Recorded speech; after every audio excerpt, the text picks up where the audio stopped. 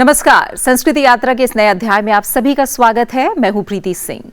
हमारी समृद्ध संस्कृति का एक अहम पक्ष है भारतीय वास्तुकला। ये कला हमारे वास्तु विज्ञान और वैभव का परिचायक है। आज की यात्रा के पहले पड़ाव विशेष में चलते हैं उत्तरी कर्नाटक के ऐतिहासिक शहर बीजापुर, जिसे अब विजयनगर के नाम से जाना जाता है। 16वीं 17वीं शताब्दी के बीच बनी यहाँ की इमारतों की मीनारों, गुंबदों, मेहराबों और नक्काशी में इंडो इस्लामिक वास्तुकला के साथ ही दक्कनी शैली का अद्भुत मिश्रण देखने को मिलता है। बीजापुर की अनगिनत ऐतिहासिक इमारतों में से गोल गुंबद सर्वाधिक प्रसिद्ध है। इसका मुख्य गुंबद विश्व के सबसे बड़े गुंबदों में से एक है। इसी गुंबद के अंदर स्थित गूंज गैलरी एक ऐसा गलियारा है जहां हल्की सी फुसफुसाहट भी गलियारों में 8 गुना तेज ध्वनि के साथ सुनी जा सकती है। बीजापुर की संरचनाएं आज भी उस युग की कला, विज्ञान और स्थापत्य कौशल की गवाही देती हैं। आइए देखते हैं film echoes of the past Bijapur के कुछ अंश।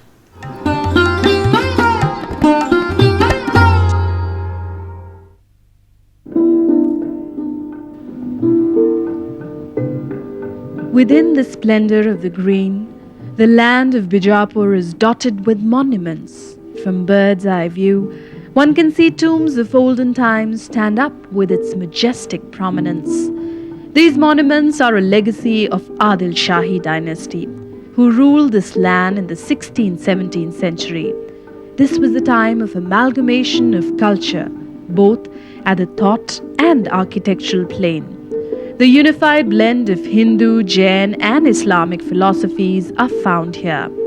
People lovingly called Adil Shahi the Jagat Guru Badshah, which has no parallels in the annals of the Indian history. The bygone era is always estimated through its remnants, which covers hordes of sculptures and paintings. This 19th century Bijapur Museum, housed in this monumental museum, which showcases even the Western elegance. Guns do not roar anymore, yet it guards the heritage memoir as the silenced cannons awaits every visitor for the royal salute. The 5th and 6th century Mahakuta pillar inscriptions of Mangaleshwara stands upright through its angular formations.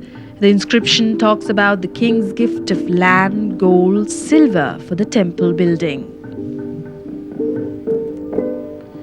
Once here in Bijapur, Jainism flourished, so did its iconography. There we see the sitting posture of Parshvanatha with prominent Naga hood at top. The standing icons of Tirthankara are other attractions.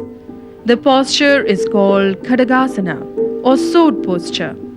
Naturally, Jain Tirthankaras are not given ornamentation treatment, yet the formation, curves and contours of body showcase the master craftsmanship of the 14th century. This is the lion of the 15th century, and this is the Dvibhuja Ganapati of 5th century. Here is a Dashabhuja Nataraja with a Jata Mukutta of the Kalyana Chalukya period. Here we see the door panels with Makara Torana. Atop, you see the Lalat Bhimba, Gajalakshmi. This is the court girl or the Chamar Dharini of the 11th century. The portion of door jambs with 2 Nartaki icons.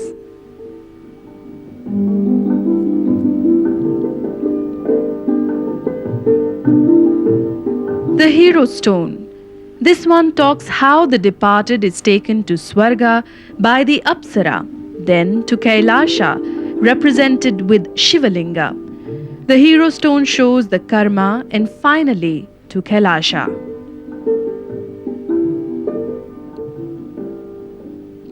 The Persian inscriptions with the interpolarized motifs of flower flow is of Adil Shahi dynasty. The perfection of scripts in display inspires the awe. Here is the miniature high dome relief. This majestic chain made of stone gives a metallic look. We see here the circular sun, linga, and the crescent moon. This Kannada inscription says that the Sanatana Dharma will live as long as the sun and moon stays. This is the biscriptal inscription in Nagari and Kannada about Bhudan to Brahmin. As all the creativity and all the progress of civilization is upkept with might, this too is displayed in the gallery of armor, where one finds sharp weapons interwoven with creative molds, yet they are strong enough to play the role of a protector of any civilization. Other galleries show the regal utensils, which are of varied forms of majestic art and creative zenith. The ceramic collections of varied jars showcases a synthesis of various cultures incorporating Persian and Chinese heritage. The regality and persona around are captured through portraits, which is another highlight of this museum. The fine strokes and the play of shades ventilates the perfections mastered by the then artists. Though this monument remains basically an exemplified work of Islamic architecture, but it also incorporates the Indian motifs of flower and even lotus, which gives the hyphenated statement of a cultural blend. We are now going to climb up and enter the wonder of acoustic chamber with Professor Raghunath Bhatt, who would be unveiling the mystic phenomena of acoustics apart from its grandeur. Sound needs no narration. Let us experience the wonder of sound, silence, and vibration of Gol Gumbaz.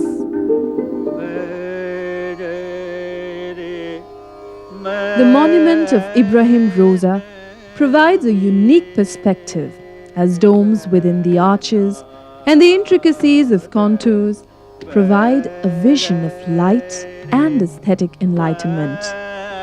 The highly ornate pillars provide a passage within passage where light spreads its shades. The unique blend of Hindu and Islamic architecture remains its cornerstone. One can see the magnificent spread of motifs of flower and foliage with hanging arches which enthuse all. The melody of art and the lyrical interplay of pillar and arches touch upon human sensibilities. The highly ornate calligraphy of the holy texts, once hemmed with gold, charges the spiritual atmosphere of this monument. Beneath the high tomb here rests the departed royal family. Here, slight light peeps in and touches the 6 tombs mystically, where the Emperor Ibrahim Adil Shahi II, his mother, wife, and children rest in peace. The highly aesthetic creation became their abode for their eternal journey. Adil Shahi patronized art and appreciated the finer elements of aesthetics. He promoted both Hindu and Islamic school of architecture and allowed their conjunction. While building the royal mosque, he could not leave it unornate. The texture and form of motif in Jali design of geometrical combination, be it at the dome or on the pillar, gave a specific treatment. The white pillars are posited in a manner so that all namazis from any angle see the Maulavi and follow namaz without any visual obstruction. The Bara Kaman or Big Arches is the unfinished monument, yet it inspires an imagination as to how it would have looked like if the building would have been completed. The arches within the open skyline creates a dialogue of a different kind. The row of wide-based columns and layers of arches interplay with space, and enthuse one to imagine and keep on layering structures after structure to visualize the grandeur it would have become. The pulses of the unfinished work provides one with greater liberty to imagine the contours touching the skyline.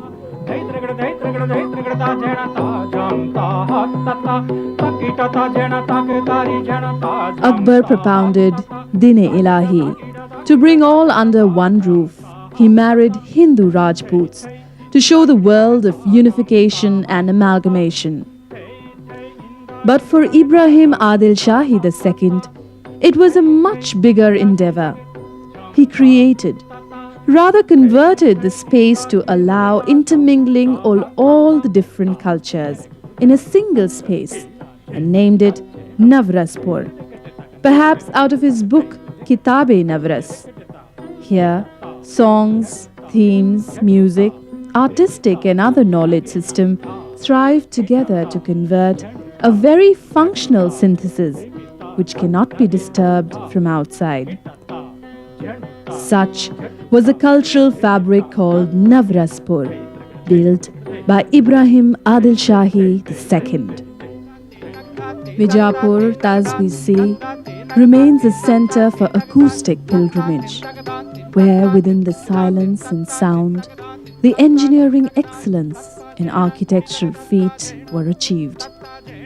Here, under the patronage of Adil Shahi, sound dynamism evolved and journeyed through ornate corridors, apart from all-dimensional cultural nurturing, and then finally reached its zenith in silence of time, as the era is a matter of golden history. Yet, we can still hear the echoes of the past in Bijapur.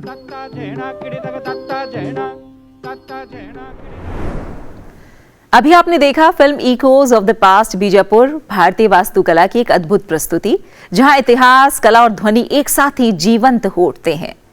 अब संस्कृति यात्रा में आगे बढ़ते हैं अगले पड़ाव लोकरंग की ओर, उत्तर प्रदेश की ओर, जहां के हर त्योहार, हर गीत और हर लोक परंपरा में बसती है लगभग आधे भारत की सांस्कृतिक आत्मा।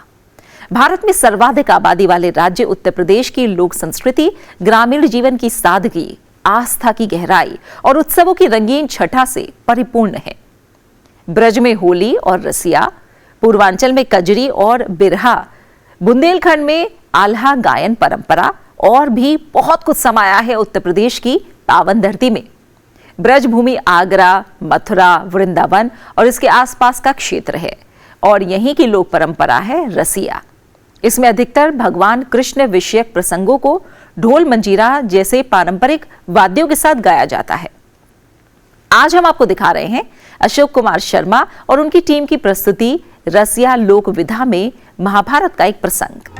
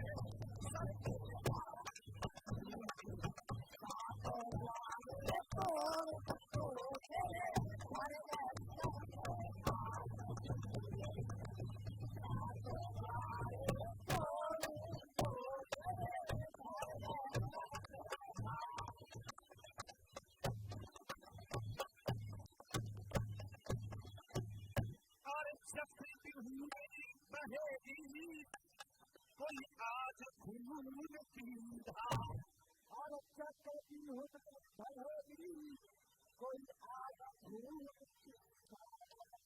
और इतना ही मचवाए दूं और मैं घर में आता दुश्मन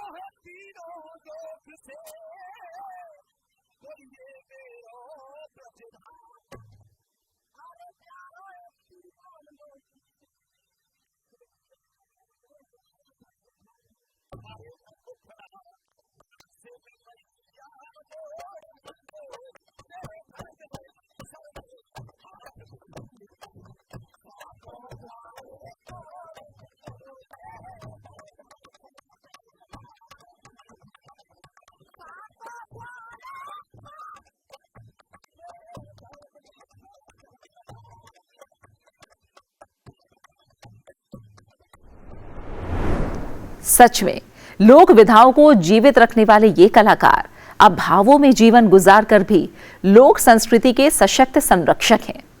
रसिया से अब आगे बढ़ते हैं अपने अगले पड़ाव माटी सुगंध की ओर।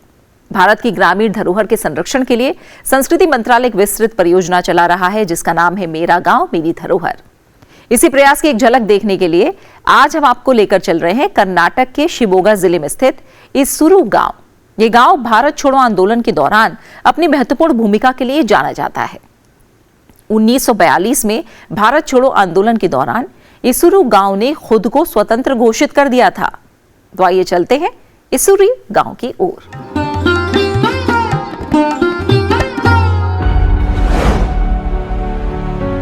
कर्नाटक राज्य के शिवमोगा जिले में शिकारीपुर तालुका का गांव इसुरु।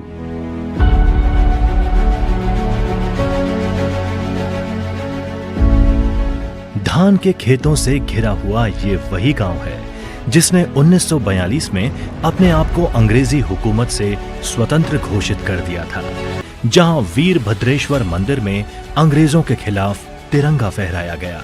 आजादी की लड़ाई में अपने प्राणों की आहुति देने वाले क्रांतिकारियों का गांव इसुरु एक प्राचीन गांव है। खेती पर आधारित इसुरु गांव में पक्के मकानों के साथ साथ कुछ कच्चे मकान भी हैं। यहाँ के लोगों के लिए पानी का मुख्य स्रोत अंजापुरा डैम है। धान और सुपारी की खेती प्रचुर मात्रा में यहाँ होती है। जहाँ के वीरभद्रेश्वर मंदिर से हर साल एक भव्य यात्रा का आयोजन होता है। यूं तो ये पूरा गांव ही स्मरणीय और वंदनीय है, क्योंकि यहाँ के हर घर से एक क्रांतिकारी पैदा हुआ है। यहाँ का वीरभद्रेश्वर मंदिर और बनांसकारी देवस्थान आस्था और विश्वास का प्रतीक है। प्रांगण में लगे क्रांतिकारियों के स्मारक पत्थर जिन पे उनके नाम अंकित हैं, यहाँ की अमर गाथा कहते हैं। यहाँ के मंदिर प्रांगण में गांव के बुजुर्ग लोग बैठकर दिन भर चर्चाओं के साथ ही यहाँ की युवा पीढ़ी को अपने गांव के क्रांतिकारियों की कहानी भी सुनाते हैं। शिवमोगा जिले के अंजनपुरा गांव में एक अनूठा पार्क है। जो 1942 की उस महान क्रांति और इस्सुर मलनाड क्षेत्र के किसानों के बलिदान को समर्पित है। गोरप्पा, ईश्वरप्पा, जिनाहल्ली मलप्पा, सूर्य नारायण चार, बड़कहल्ली हलप्पा और गौद्र शंकरप्पा के नाम हैं, जिन्हें 1943 8 मार्च को फांसी दी गई थी। इन्हीं अमर क्रांतिकारियों के कारण इसूरू गांव को एक अलग पहचान मिली है। तो ये थी आज की हमारी संस्कृति यात्रा। आशा है आपको पसंद आई होगी। इस कार्यक्रम को लेकर आपके सुझाव हमारे लिए बहुत महत्वपूर्ण हैं। अपने सुझाव हमें जरूर भेजें। हमारा ईमेल आईडी है sanskriti.ignca@gmail.com। आपसे फिर होगी मुलाकात सनसेट टीवी पर अगले हफ्ते आज ही के दिन इसी समय संस्कृति यात्रा के अगले एपिसोड में। तब तक के लिए नमस्कार और जाते जाते देखिए हाल ही में हुए सांस्कृतिक आयोजनों की झलकियां।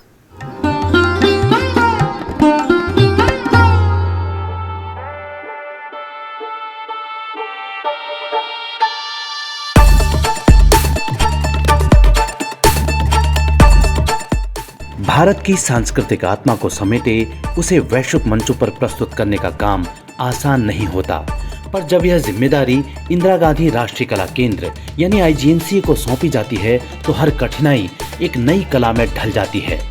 नए संसद भवन की कला संरचना हो, G20 समिट के भारत मंडप की भव्यता या फिर नटराज प्रतिमा की दिव्यता, IGNCA ने हर बार साबित किया है कि वह भारत की सांस्कृतिक धरोहर का न केवल रक्षक है बल्कि उसका श्रेष्ठ प्रस्तोता भी है। और अब जापान के ओसाका ट्रेड फेयर में जहां विश्व की बड़ी आर्थिक ताकतें अपनी उपस्थिति दर्ज कराती हैं, भारत मंडप की जिम्मेदारी फिर IGNCA को सौंपी गई, वो भी अंतिम क्षणों में। पर यह यात्रा आसान नहीं थी। इस अद्भुत उपलब्धि के पीछे था भारत सरकार के वाणिज्य मंत्रालय और ITPO का अटूट विश्वास और सहयोग और संस्कृति मंत्रालय का सतत समर्थन, जिसने IGNCA को हर कदम पर संबल दिया। इन सब के बीच IGNCA के नेतृत्व में डॉक्टर सच्चिदानंद जोशी ने इस असंभव कार्य को संभव बना दिया।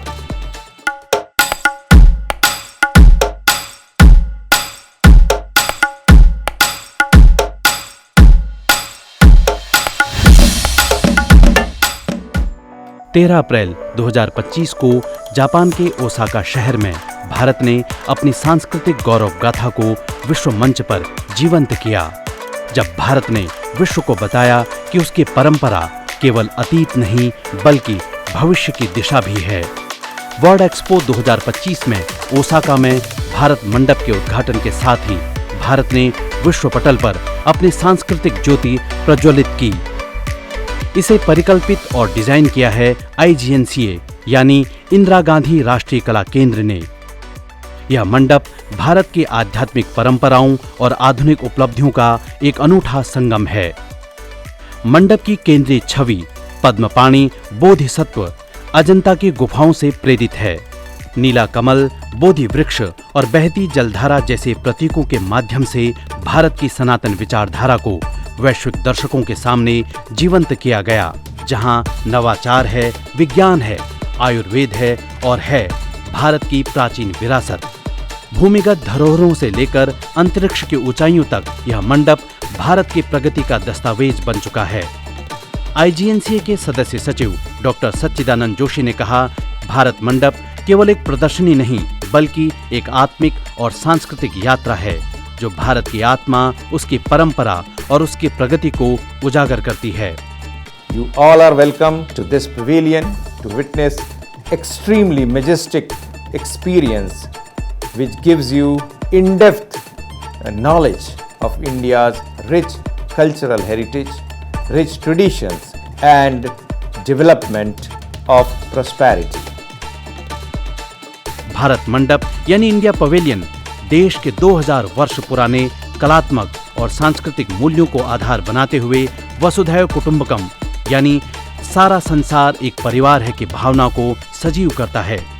13 अप्रैल 2025 से 13 अक्टूबर 2025 तक आयोजित होने वाले विश्व एक्सपो 2025 का विषय है designing future society for our lives. इस आयोजन में 160 से अधिक देश और 9 अंतर्राष्ट्रीय संगठन भाग ले रहे हैं। इसमें करीब 2 करोड़ 80 लाख लोगों के आने की उम्मीद है और इस वैश्विक मंच पर भारत मंडप देश की सॉफ्ट पावर का जीवंत प्रतीक बन चुका है। भारत मंडप एक संवाद है, भारत से, भारत के लिए और पूरे विश्व के साथ। यहाँ परंपरा मिलती है प्रगति से और संस्कृति बनती है भविष्य का माध्यम।